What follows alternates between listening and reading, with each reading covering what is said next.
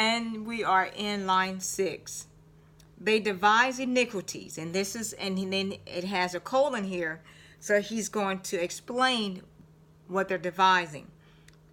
We have perfected a shrewd scheme, and so this is what he's listening into the enemy's conversation, and this is what they are saying. We have perfected a shrewd scheme, a clever scheme.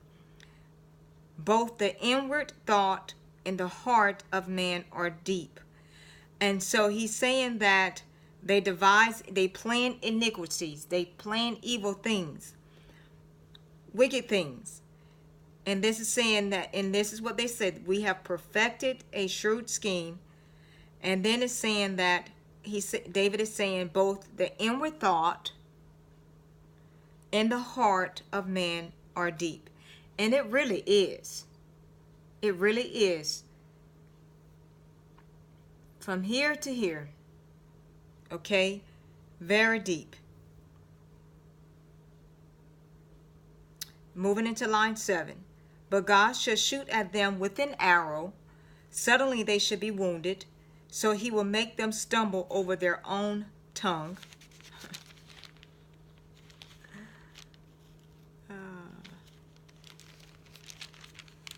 All who see them shall flee away. All men shall fear and shall declare the work of God, for they shall wisely consider his doing. So it's saying that in line 7, but God shall shoot at them with an arrow. Now notice what they had in line 3. It says, who sharpened their tongue like a sword, and bend their bows to shoot their arrows. So they shoot in more than one arrow. But look at 7. But God shall shoot them with an arrow. It only takes one arrow for God. And he can take out an enemy like that if he want to. Or in this case, he just wounded them. So, but God shall shoot at them with an arrow. Suddenly they shall be wounded. So he will make them stumble over their own tongue. And so God is going to shoot the arrow. He's going to wound them. So not kill them, not take them out, but to teach them a lesson and pretty much make them stumble over their own tongue. The same tongue that's lashing out and causing all kind of destruction. You know, God is going to allow them to be able to trip over their own tongue. All who see them shall flee away. That's it. All who see them shall flee away. And that refers us to Psalm 31:11.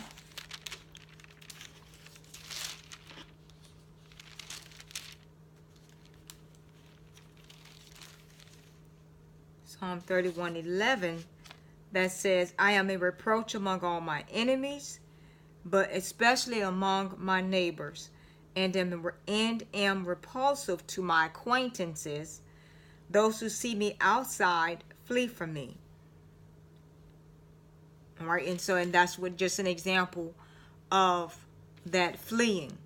You know what it was saying in line 8b.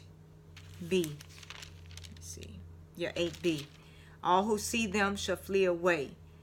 And then 9, all men shall fear and shall declare the work of God, for they shall wisely consider his doing.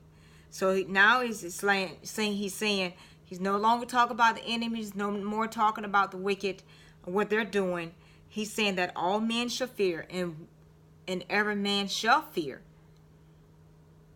and shall declare the work of God, for they shall wisely consider his doing. Everybody's going to do that. You know, scripture teaches us that every knee is going to bow and every tongue is going to confess that Jesus Christ is Lord, to the glory of God the Father. Moving into our last stanza, line 10, it says, the righteous shall be glad in the Lord and trust in him, and all the upright in heart shall glory. So the righteous shall be glad in the Lord and trust in him, and all the upright in heart shall glory. And so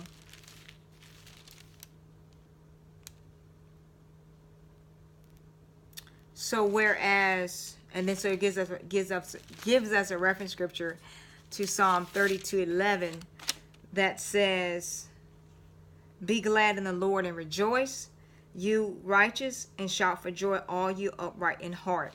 And so that's kind of interesting that 31:11 talks about being a reproach among the enemies, but especially among the neighbors, and then repulsive to the acquaintances and those who outside flee from me. And then 32:11 gives us some encouraging news that be glad in the Lord and rejoice, you righteous, and shout for joy, all you upright in heart. And we shall be able to rejoice and be glad as being the righteous of God, because God is taking care of everything for us. And we don't have to worry about the wicked. We don't have to worry about the enemies.